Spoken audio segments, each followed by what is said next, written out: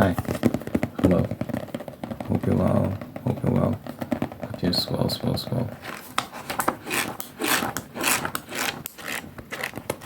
Hope you're wavy.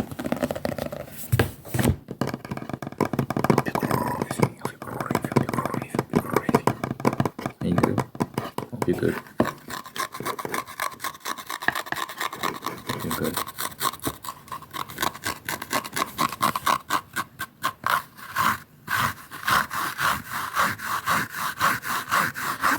I mean music, by the way.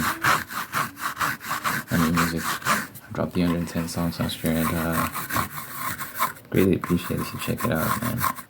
Greatly appreciate if you check it out.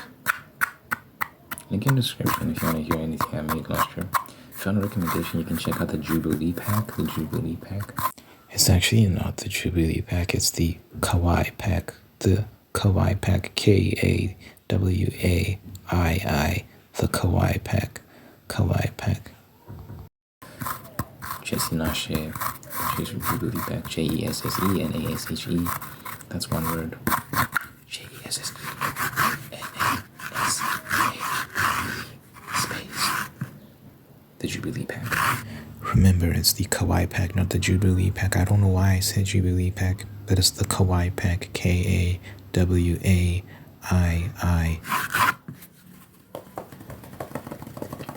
You can just search that on your whatever streaming platform you use, or you can click the link in the description and find it that way. What did I want to talk about? There was something I wanted to talk about, but I didn't write it down.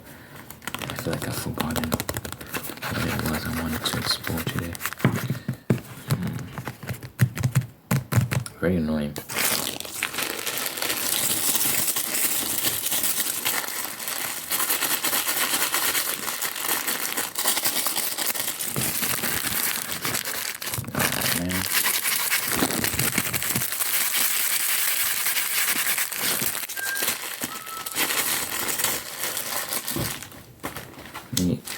Maybe it was a video I watched.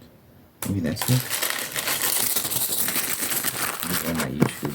Maybe I'll see something that triggers my memory.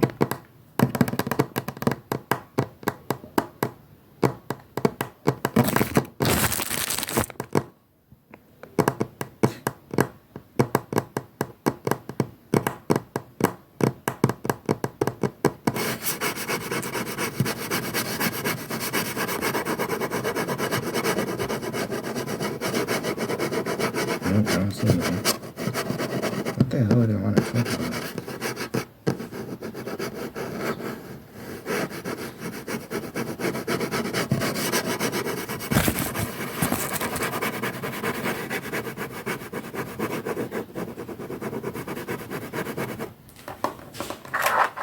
Yo. Just saw this girl with these titties on my feed. Don't recommend channel. Finding myself having to do that a lot these days. The ASMR community is getting out of hand. These girls. What the hell do you want to talk about? I don't know. I'll just freestyle, I guess. Did I talk about the Argentina story in the video yesterday? I don't think that was yesterday. Anyway. Argentina is doing well. Well, it's still early days. The new president is, I think he got into power on December 10th. I think that's when he started working. And the housing market, the prices have dropped by 20%, which is phenomenal. Because he's just been reducing the size of the government, fired 5,000 federal employees, abolished several departments and agencies. Because, you have departments like the Department of Arts and Craft or some nonsense like that, which does not need to exist. It's not the government's job to be regulating stuff like that anyway. And he doesn't necessarily abolish some of them. Like some of them he'll consolidate with other bigger branches of government or bigger departments. So it's like you don't deserve to have your own department. You join this department instead. Then you reduce the head count, and yeah, makes it more manageable. So what he did with the housing market is just abolish the regulation that was surrounding it. So like it allows for more negotiation, and it just loosens all these restrictions. So then the supply of housing increases because it's not being as heavily regulated.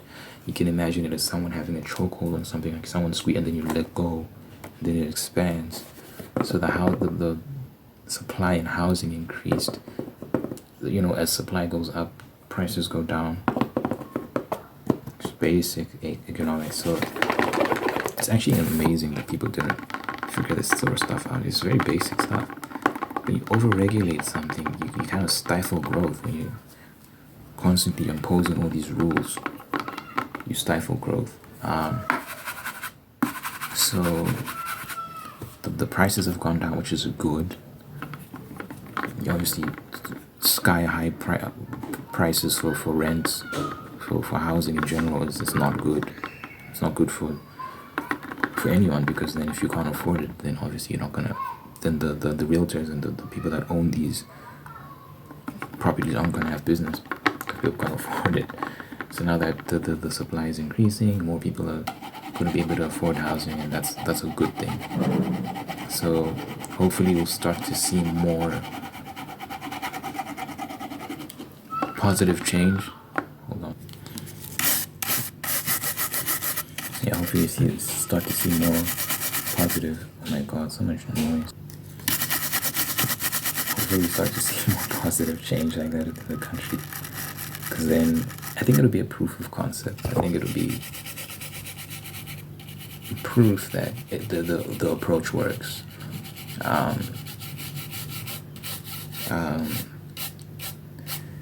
Yeah, in America, Vivek Ramaswamy, he's one of the guys that's like, he wants to cut down government by 75%. He said 75% headcount reduction. That's what he said. I think those days were. I think he said 75%, right? It's going to be significant. He said he wants to make the president of Argentina look like a moderate.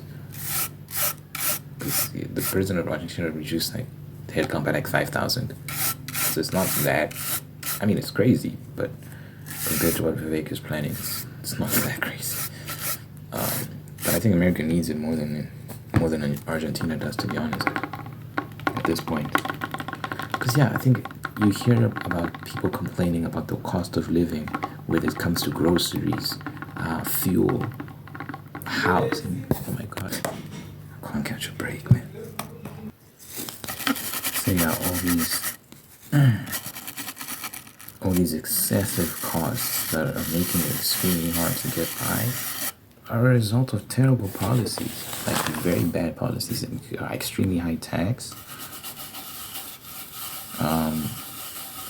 It's all a result of terrible policies because government forgets its place, and you end up in this situation. So he's saying that the solution to a lot of these issues is firing a lot of these people. They don't need these jobs.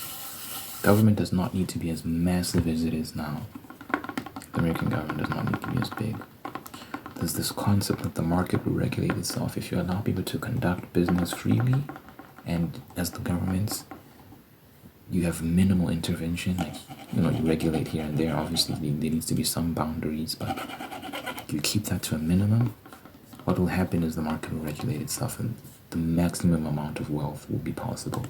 But when the government is constantly sticking its nose in everyone's business, literally, that's when the problems arise. So I think Argentina's are very, very, very optimistic, and I'm hoping that things work out well this year, that they have a good 2024, so that people can see that it does work, that it's a good approach to minimize government and abolish a lot of these useless agencies, a lot of these useless departments.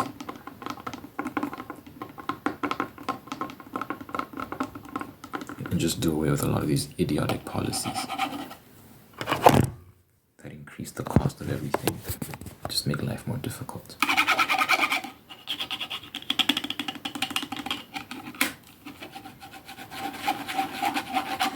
I think it's no longer becoming enough to let feminism be your campaign point, like what you run your campaign on: abortion, transgenderism, what else? Whatever else these people run on, because this stuff for majority of people isn't a concern. If we're keeping a buck,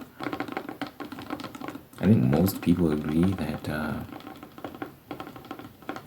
Oh my God, I'm not, when it comes to abortion, I'm just like no abortion at all. But people say 5 to 6 weeks.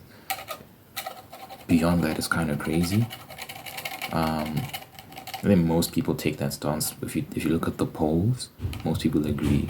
So I don't think people are actually desperate to kill their children. So you can't run on that. People are more concerned about the economy. You can't run on feminism. People are more concerned about the economy, about just being able to live, get groceries, pay rent, so on and so forth. You can't run on transgenderism because that affects this amount of people, and most people agree that you shouldn't be playing with kids in that regard, because a lot of these people are proposing surgery for minors and all this sorts of stuff. They think that's going to get them votes. It will in some places like California, for example, but I think most people have noticed that their dollars don't stretch as far. They're broke, they're struggling, and they need reprieve, man. They need relief. And life was easier under Trump. I think a lot of people are waking up to that reality. Life was easier under Trump. So all this bullshit that these woke politicians have been pushing, it doesn't matter when life is hard, because all this stuff is superfluous. When rubber hits the road and things get tough, you realize what really matters. And it's none of that nonsense. Some people just want a good economy. People just want to be able to pay rent. People just want to be able to. New York, the immigrant crisis, they kick kids out of schools. It's insane. They had to kick kids out of the schools so that immigrants could live there. Because I think there was a storm or something. I don't know. So they said, don't come to school today, because the immigrants are going to live here. I don't know if it's still going on. I'd have to check. Let's see, actually. New York kicks kids out of school.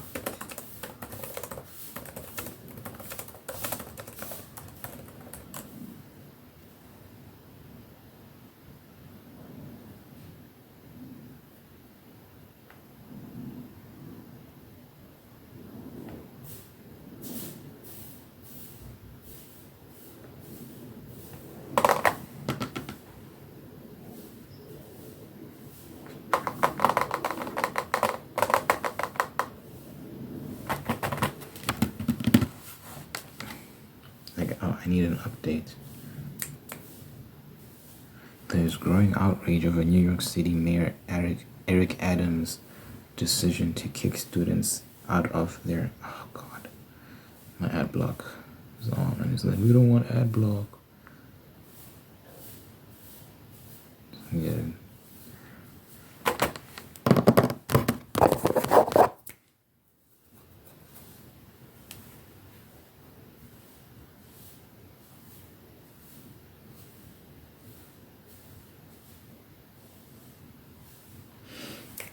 There's growing outrage over New York City Mayor Eric Adams' decision to kick students out of their high school to make way for 2,000 migrants during a lackluster storm.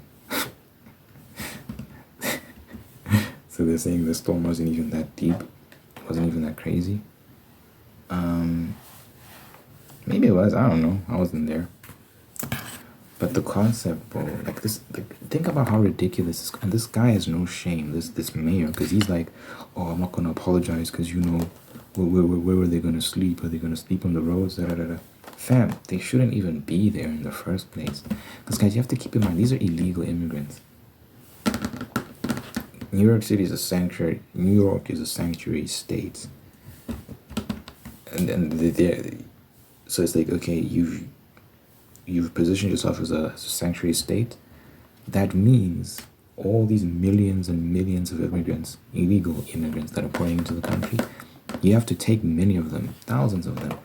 And the citizens, I don't want to say the citizens didn't vote for this, because they did. The New York citizens definitely did vote for it. When you vote for these Democrat politicians, that's what you're voting for. So it is kind of your fault. And they kind of did vote for it, but these interruptions are crazy. But basically, what was I saying? I don't know what I was saying. Basically, it's crazy that he has this attitude of like, oh, just deal with it.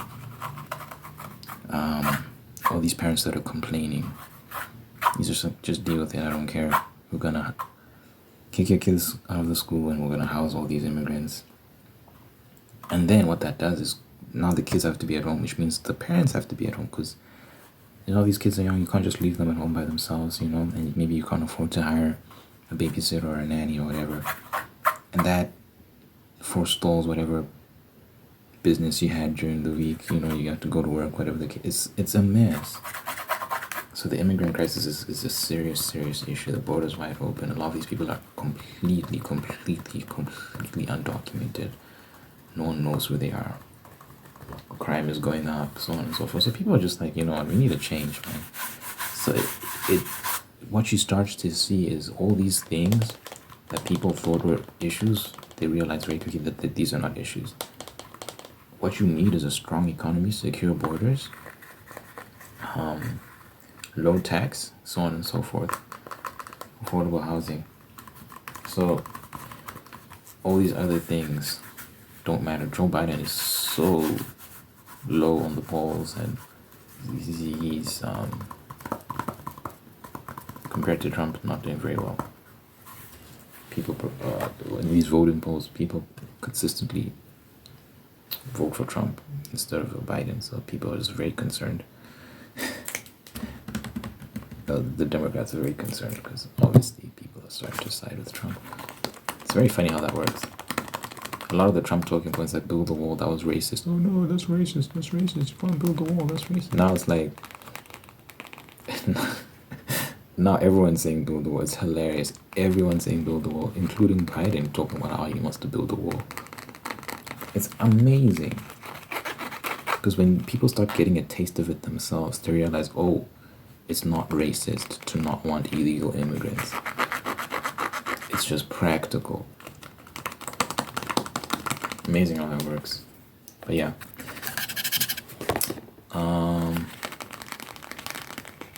I am hoping that things get better for the country, for America. I am praying that it gets better. I don't want to see things. I don't want to see them fail. I don't want to see things fall apart. I don't think that's good for the rest of the world either. Because like I've said before, it leaves a power vacuum, and then someone has to assume that vacuum, and it's more likely than not going to be China, which is not. I don't think anyone wants that.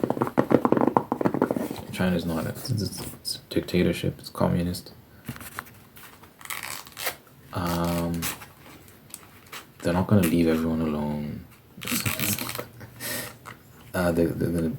They've shown us time and time again how aggressive they are with trade, how monopolistic they are, and we see their social credit system and how they have plans to spread that.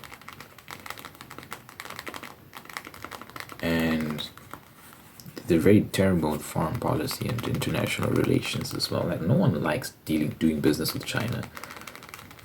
Like, none of these countries, even its neighbors, Vietnam, Singapore, so on and so forth, countries like that within that region, in Asia, no one likes doing business with China. America has been burnt a couple times. India. So I just can't imagine China at the head of the table. I can't imagine that being a good thing rather than anything bad. I can imagine it. I don't like what I see when I imagine it. I don't think the world will be in a good place. So America has its flaws, but I think under the right leadership, things can start to get normal again. And a lot of these global conflicts and a lot of the chaos we're seeing around the world is a result of terrible American foreign policy, specifically under Joe Biden. Oh my God, that guy, man. not get into that. But yeah,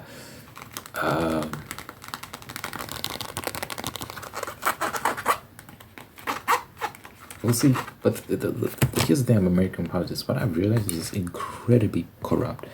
So what's happening with specifically the Democrat Party is they're removing candidates out of ballots. So on the Democrat side, you've got Chen Guoga, who's not even qualified to run for president. He's not a natural citizen, natural born citizen.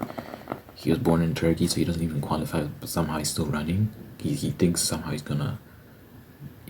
not gonna win, number one. He's not even gonna get anywhere near the votes needed to win. But he says it's discrimination against him if he's not allowed to be president. It's like, are you insane? Like, everyone understands that you have to be a natural born citizen to be the president of a country. You can't come from some other country and then be the president of a country. I think that's the rule anywhere in the world. And that's for several reasons. But besides that, so you got Chen Guoga, who's been removed from the ballots, Marianne Williamson, and then some other guy. I don't know what the other guy's name is. Like the Biden administration did not allow them to submit their names into the ballots. Therefore, making Joe Biden the default nominee, that you don't get to vote for him. That's what is known as corruption. That is what is known as a dictatorship. When you can't vote for your leader, what is that? And then obviously they're removing Trump from ballots as well, trying to throw him in jail. It's a mess. It's giving Zimbabwe. That's the sort of shit you see in these countries this side. When you can't vote for people, and the government is saying, we know what's best, we're going to make these decisions for you because you don't know what you're talking about, the citizens, and you can't vote. We don't want you to vote for this person, yada, yada, yada. Oh my God. It's corrupt. It's just a mess. I think people are seeing all this stuff and they're getting tired and they just want a break, man. So Trump is looking really attractive now because they remember the days of Trump when the economy, okay, he's the devil, he's this, he's that, he's that. The economy was working. There was no war. The amount of conflicts under Trump, it's inaccurate to say there was no war. The level of conflict under Trump was very low compared to what's going on with Joe Biden right now. It's very, very low.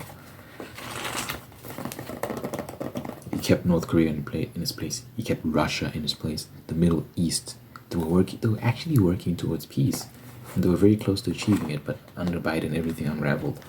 And then this Hamas thing happened, and now Israel-Palestine. It shows the difference that good leadership can make, man. You get Joe Biden and all these conflicts start popping off at the same time. Now they're bombing Yemen. Oh my God. It's a mess. It's honestly, it's a mess. So I'm hoping people make the right decision. But even if they do vote, the concern is that they're going to game the system somehow. There was election interference before, repressing certain information that would have influenced people's voting decisions with regards to Joe Biden and his corrupt dealings with Ukraine and these corrupt dealings with his son and so on and so forth. Like, these would have influenced people's decisions, and they influenced people's decisions, and they repressed that information. Very pertinent information. Stuff like that, man. Many stories like that. Misinformation from the mainstream media, refusing to cover certain stories, and when they do cover certain stories, they don't give all the details. And it's all corrupt. It's basically state-owned media at this point. When you're just parroting the talking points of the current administration, it's like, come on. How is it? It's state-owned media. You're just a tool of the state. So it's a mess. So the concern is that even if people vote, that the votes won't amount to anything. It's like elections here in some of these African countries, you might vote for this person because you're tired of this other person, you want change. And then everyone votes, and then somehow the other person still wins. But everyone's like, what? No, you don't want him in power. It's corrupt. They game the system. They play all sorts of. So I'm hoping America's not all the way there. Our things are not that bad yet, but we see it here all the time. And then they spin the story and say that's not what's actually happening, yada, yada, yada, yada, yada. I heard something crazy. So, you know, they do these national polls about who people want to vote for. So you got Republican polls, right? So you got Trump at the top at like 50-something%, Nikki Haley at like 30-something, Ron DeSantis maybe like 14, and then Vivek Ramaswamy at like 6. What people are saying is that when these polls are conducted, Vivek Ramaswamy isn't even on the sheet, or I don't know if it's online, but it's not even an option when they conduct these polls. Like, so they can't even vote for him on the polls. You know how fucking insane that is? It's corrupt. So then it gives people an inaccurate reading of who's leading, who's ahead. And when you see someone like Vivek is 6% in the polls and you want to vote for him, but then you also want to be practical, it's like, okay, if he's that low in the polls, then maybe I shouldn't vote for him because it'll be a wasted vote. Let me vote for the person that's ahead. Let me vote for like Donald Trump, for example. I don't think anyone wants to vote for Nikki Haley because she's cuckoo, she's insane, she wants war, constantly advocating for more and more and more war. So I don't think anyone actually wants her in power. Anyone sane that's thinking, at least. So, you know, your only two options are like Ron DeSantis or Donald Trump if you're voting Republican. If you're voting Democrat, you don't have an option. They keep removing everyone from the ballot. It's actually insane how corrupt these Democrat officials are. Like, you can't vote for anyone else except Biden. Oh, there's RFK. He's independent. I'm talking about realistic options. I'm talking about, like, not some fringe nominee. Not some fringe candidate, I mean. That, like, 0.5% of people are going to vote for. I'm talking about, like, who has a realistic chance of winning. So, in the Democrat side, really, it's, like, Biden and RFK. But RFK is not a Democrat anymore. He's independent. He left the Democrat Party because they're corrupt. So, the Republican Party is corrupt too, but, you know,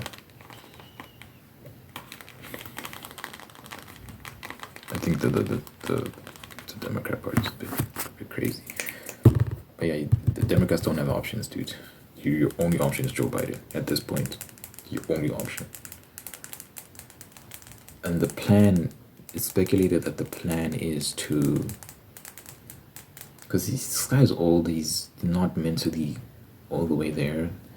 So the plan is to get rid of all these other candidates, so the Chet Yeagers and the Marianne Williamsons and that other guy, and then get rid of them, and then once he becomes a nominee, they'll say, oh no, he's too old and frail, health reasons, we have to remove him from the race, and then they replace him with someone else that they want to run instead of Biden. So there's speculation about who that will be.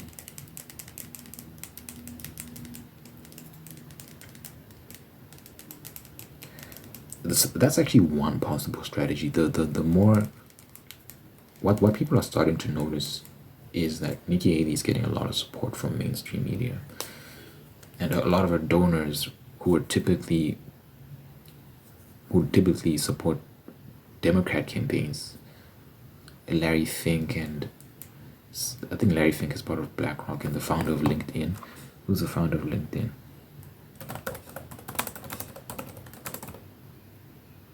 Reid Hoffman, founder of LinkedIn. These people are backing Nikki Haley. No one knows this, but it's true if you look it up. So it looks like, so these Reid Hoffmans and Larry Finks, they're what is known as the establishment, the secret bureaucracy, the people who actually pull the strings behind the scenes. Because what they do is they fund a lot of these politicians, and because they fund these politicians, they actually run things behind the scenes. Because everyone knows politicians dance to the tune of their biggest donors. you follow the money. So you make a bunch of promises to the people that vote for you. When I get into power, I'm gonna do this, I'm gonna do this, I'm gonna do this. Then you get into power. Then you turn to like a Reid Hoffman, a Larry Fink, and say, okay, what do you want me to do, boss? Because they're the ones who are paying you to do a lot of these things. Their money comes with conditions, strings attached. I'll get you into power if you do this, this, and that for me. So that's why the Democrat Republican is irrelevant, because they're all bought and paid for anyway. That's why someone like a Vivek Ramaswamy is appealing, because he's not sponsored by these people. He manages his own campaign because he's rich. He's almost a billionaire. So he doesn't need their money. So he's funding his own campaign so that he doesn't have those strings attached. So that's why someone like him, someone like a Trump runs his own campaign as well, funds his own campaign as well. It's literally only Vivek and Trump funding their own campaign. I think RFK is also detached from that establishment as well. So yeah, you got three anti-establishment figures: Trump, Vivek, and RFK. So RFK is kind of like the only option for like Democrats who want an anti-establishment figure in power. But Nikki Haley is getting funding from these Reid Hoffmans and Larry Finks. So the speculation is that the actual plan is you get rid of all these Democrat candidates, like I mentioned, by removing their names out of the polls. I mean, out of the ballots, making Joe Biden the de facto Democrat nominee, then make him run against Nikki Haley. They're gonna get Ron DeSantis out. They're gonna put Trump in prison, right? That's their plan. Obviously, you got all these indictments. They're trying so hard to put him in prison, even though he's leading in the polls. If the election was held today, Trump would more likely than not win. So their plan to deal with Trump is get him into prison. That will make Nikki Haley the de facto Republican nominee, and then make her go up against Joe Biden. Joe Biden is an old bag of bones. His mind is not all the way there.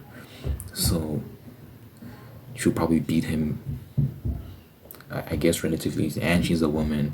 So, people fall for these identity politics. Oh my God, I'm going to vote for her because she's a woman.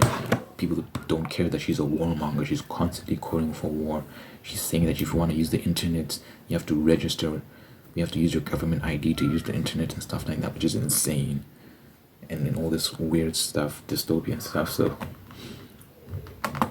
that's who they want. They want Nikki Haley, it seems like. But I don't think they planned on a Vivek Ramaswamy, because he's very popular with the people and he's doing a lot of groundwork, and he's visited more, he's done more events, he's met with more citizens, speaking with them, than any of the other candidates combined. Visited all these counties just speaking to people. So he kind of throws a plan. He throws a wrench into their plan. Yeah.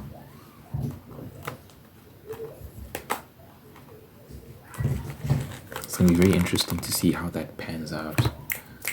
But it's corrupt, as I said. You can see the corruption. It's crazy, man.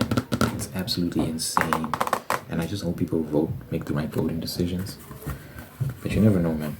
If people vote for the wrong person, I just believe you deserve everything you're gonna get as a result. Any suffering that ensues as a result, you deserve it because you voted for it. You literally opted in. Like people that vote for Joe Biden, for example, despite the terrible job he's done, he's like the worst American president of all time. If you just look at reality, just look at the stats, just look at your life, look at the state of things. It's not rocket science, guys. You can just look around and you know, okay, things are pretty bad now. But anyway, you get what you vote for, so hopefully people make the right voting decision. But the system is so corrupt right now that, I don't even know if voting will make that much of a difference. We'll see. I hope it does. I pray it does. Anyway, let me end the video. It's been going on and on. You know, I like to pray at the end of my videos. Let me just pray and get out of here. Dear God, thank you for this individual watching this right now. Thank you for making them wholly unique and kind of them on a path towards peace, prosperity, and purpose. Thank you for blessing this individual with wonderful people that love them and take care of them, bring the best out of them. Thank you that you're maintaining the ones that are there as well. Thank you that you've blessed this person with the spirit of gratitude so they can give thanks for all the wonderful things in their life, and through giving thanks, find peace and contentment and attract even more blessings. Let your presence be felt and known in this person's life. Let them know that you love them and guide them towards good things and good health, long life, happiness with this individual and everyone they care about. In my name I pray. Jesus' name I pray. Amen.